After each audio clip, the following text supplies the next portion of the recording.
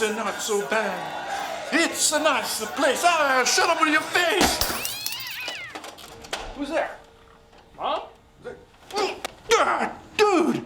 What are you doing wandering the corridors at night? I'm just stretching my legs, man. Listening to the classics. On a classic. Just sort of, grooving and stuff. You dig it? Strutting about the castle.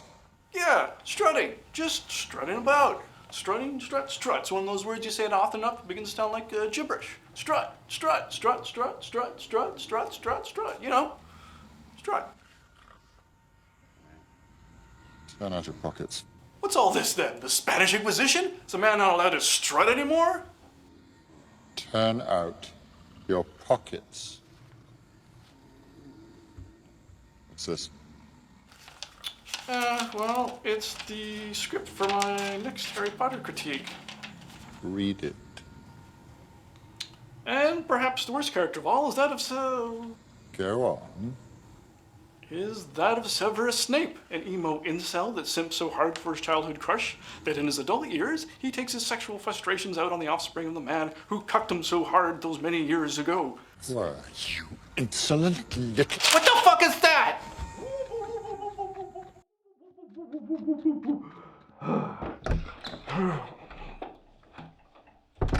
This is the kind of crap I have to deal with every day around here. Where was I? Oh yes, The Prisoner of Azkaban. This is the movie a lot of fans feel is the maturing of the franchise. The subject matter and even the look of the films get far more dark and foreboding from here on out. And it was directed by Alphonse Cuarón, who's never made a bad-looking movie in his life, but you know what he didn't do? Is write it. And that's where all the problems are for all these movies. Now, we can take a different approach to this one and come at it from a second viewing perspective. There's still plenty of things wrong on first viewing, but the narrative really falls apart on the second viewing when you know what the ending is. So, spoilers for the ending here, but the main story is about the threat that an escaped convict named Sirius Black poses to Harry Potter. As with all the previous films, their initial suspicions are always wrong, so it turns out that Sirius Black never, at any time, ever intended to do Harry any harm, ever. So, knowing that, on repeat viewings, what are the stakes of this movie? All that time spent on foreshadowing and misdirection that Sirius Black is the main bad guy is a waste of time, and in some instances, doesn't make any sense at all. The closest thing this movie has to antagonists are the Dementors, but they're very simple creatures. They have an almost sort of force of nature level of intelligence. They have no personal wants or needs, so they have no compelling reason to be antagonistic. They're just there being antagonistic. I mean, replace them with something like wild bears that wander into camp and try to eat the kids every now and then, and you got an antagonist that's just equally compelling, which is not very. Well, let's get into this.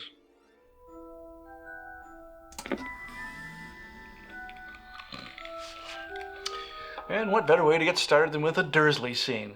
I don't want to talk about them anymore. Turns out the extended family is even worse. Harry's aunt is being so belligerent, Harry makes her inflate and float away. Now, do wizards need a wand and a spoken spell at the same time or not? These movies are not consistent on this point. Oh, I know there are answers to this, but not in these movies. Harry runs away from home and we get our first of many uses of black dog/werewolf imagery. For clarity, Sirius Black is not a werewolf. A werewolf has no control over when they transform into a wolf. It's triggered by the full moon. Sirius is an animagus, like McGonagall, a magical user that can transform into an animal form at will. If this is Sirius Black, then I don't know why he's here. As we find out at the end, he never had any interest in Harry at any time. And if this is just some random dog, then let the lame misdirection begin. Harry then goes on a 4-minute, loud and bombastic, pointless bus ride. It's all empty action for the sake of action. It does introduce Sirius Black, but it's just the first of many reminders we get about him. You can drop this one and still have plenty left. But the Muggles, can't they see us? Muggles? They don't see nothing, do they? Can Muggles see magic or not? They don't see people walking through walls at the train stations, but they do see flying cars and flying aunts. But they don't see the magical bus, so which is it? Seems like it's whatever the writers want it to be at that moment.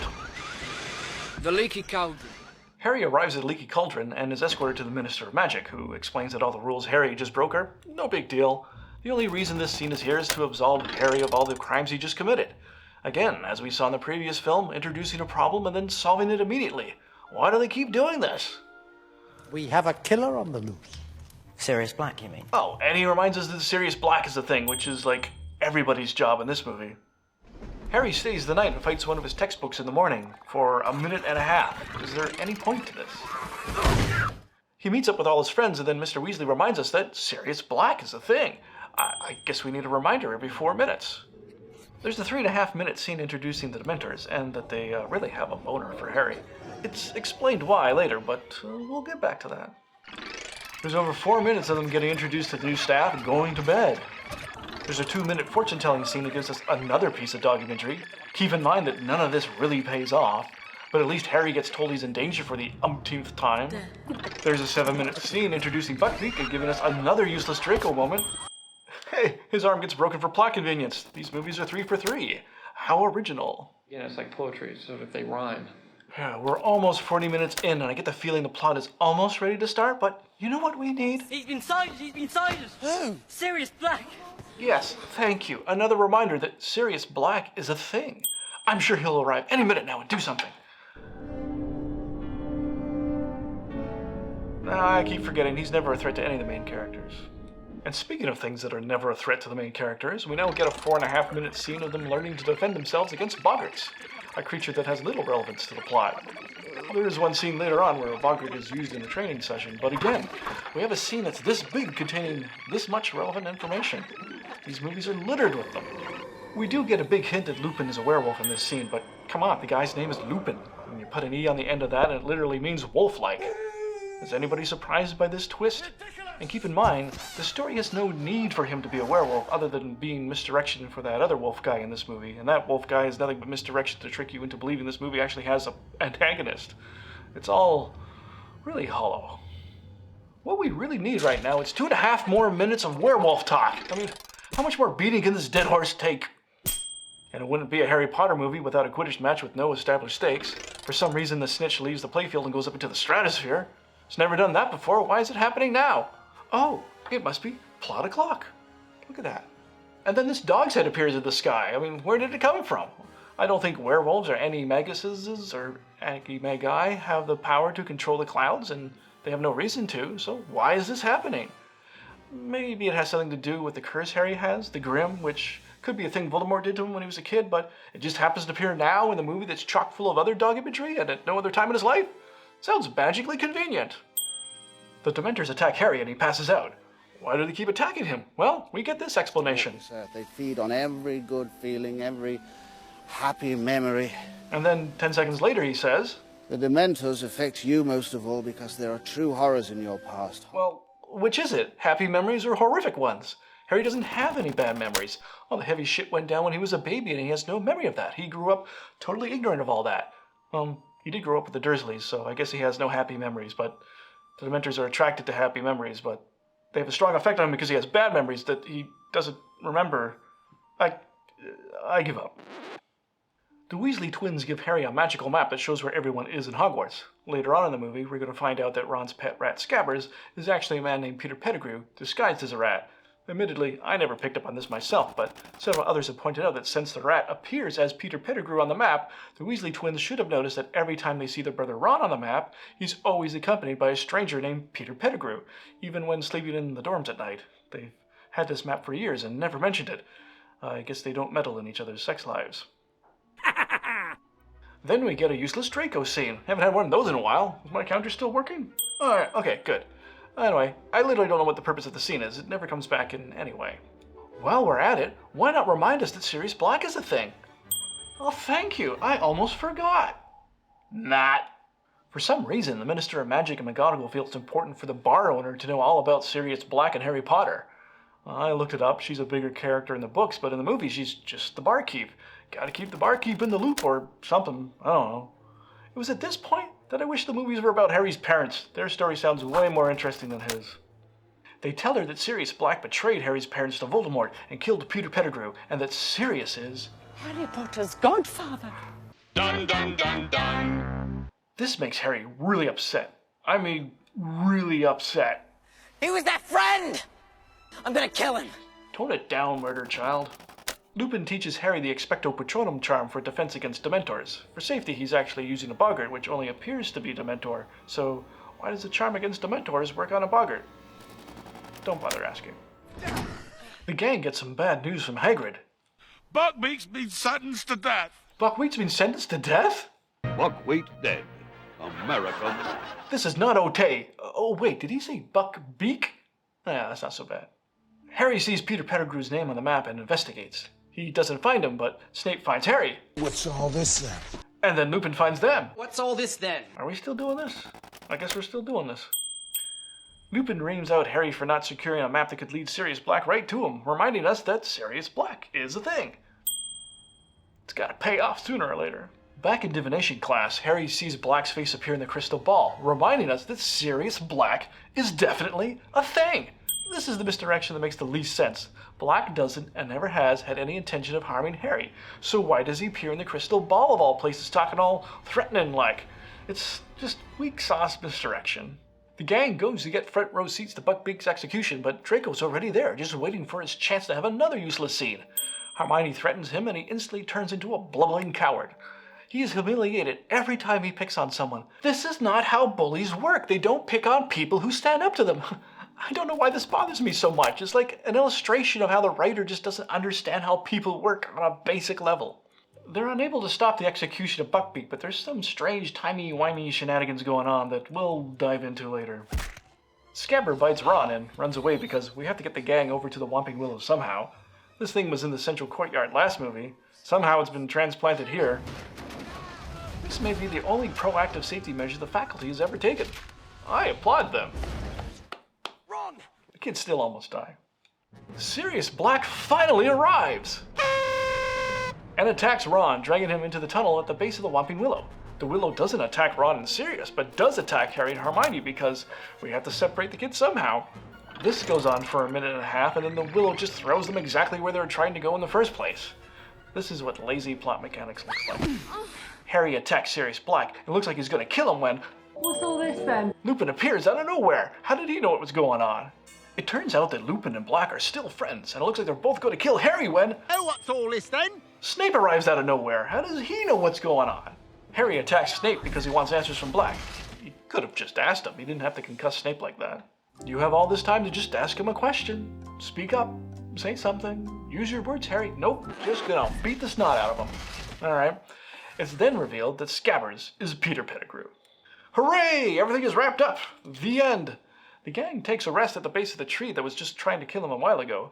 We find out a bit later why the Willow isn't attacking them now, but they don't know that now, so they should not be okay hanging around in front of this thing. Sirius mentions that he's Harry's godfather and suggests that maybe Harry might want to come live with him instead of the Dursleys. Now, everyone should jump at the chance of not living with the Dursleys, but that would be kidnapping. You see, godparenting has nothing to do with the legal custody of the child. Godparenting is a promise to make sure that the kid is raised in the Christian faith if something should happen to their parents. That's the law in North America and the UK. I looked it up. As far as I'm concerned, the story is over, and yet there's still 30 minutes left to go. All that happens in the last half hour is Buckbeak is saved, Harry successfully casts Patronum's spell, which is the closest thing we get to character development, and they release Black from a conveniently unguarded cell. But things just keep happening. Despite being a werewolf for most of his life, Lupin does not keep track of the lunar cycle and is caught totally off guard by a full moon. Looks like he's about to attack our gang, but... What's all this then? Oh, Snape arrives! Harry's allowed to wander off by himself because the hero must always be separated from his friends during the climax. Even good movies do it. I lost R2. But it's contrived here because they just let him wander off. He's right there. Say something. Just follow him. He's just over the hill. You're gonna let him fight a werewolf by himself? They're lousy friends. Harry catches up with Black and they're both attacked by Dementors. Harry tries to cast the Patronum spell and fails. But a mysterious person casts the biggest Patronum you've ever seen and saves them. And then Harry passes out for like the third time this movie. When he wakes up, he learns that Black is jailed in the tower and Hermione has been using time travel to attend more classes than would be physically possible. Yeah, she's given the power to time travel because they couldn't figure out how to schedule her classes properly.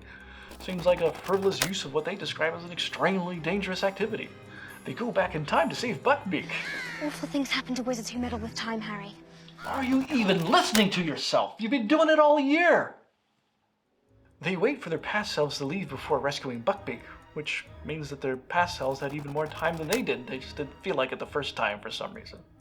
They watch past events unfold again. We see why the Willow didn't attack them later, but we also see that Snape is literally 3 seconds behind Lupin at this time, but enters the room a minute 45 after Lupin. Time works in mysterious ways when there's exposition to be had. They get chased by Lupin for a while, but Deus Ex Buckbeak saves them. Harry finds out the Expecto Patronum was in him all along, and then they hop on Buckbeak and save Black from the conveniently unguarded cell. Where are the Dementors now? Their entire purpose was to bring Black back to Azkaban. Oh, Harry drove them off with the Patronum spell, right? How does that spell work?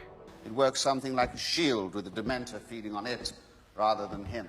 Oh, so it doesn't kill them or drive them away, it just feeds them. Is that why they're gone? Time for nap nap. Oh, you're so scary.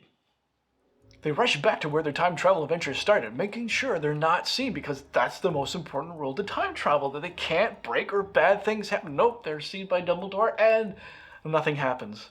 Oh, I think this guy might have seen them too. They did share an entire scene together, but, you know, what's the point in having rules in your story anyway? I mean,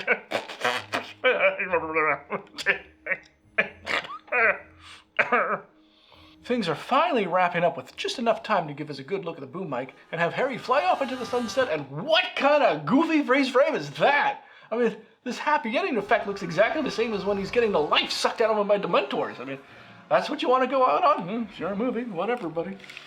I have a hard time figuring out which of the last two films is worse. Now, a lot of fans feel this is the one where the franchise ups its game. It's certainly shot and directed better, but the story could pretty much be summed up as, a bad guy's coming, a bad guy's coming, a bad guy's coming, a bad guy's coming! Oh, he's not a bad guy. Now, this misdirection could have worked if it actually affected the rest of the story or the characters. You'd have something if the constant threat of Sirius Black getting closer and closer starts to get to Harry, and maybe he becomes paranoid, and he feels the need to protect himself by learning some spells that are a danger to himself and those around him. Then you could have some conflict with his friends, who are worried about his mental state, and the danger that he himself poses to those around him. But all I got was a bunch of nothing. No, I don't know why this bothers me so much. I need to blow off some steam by strutting to the classics. Anyway, catch you next time. Don't sit down on the plexiglass toilet. Sit on my foot.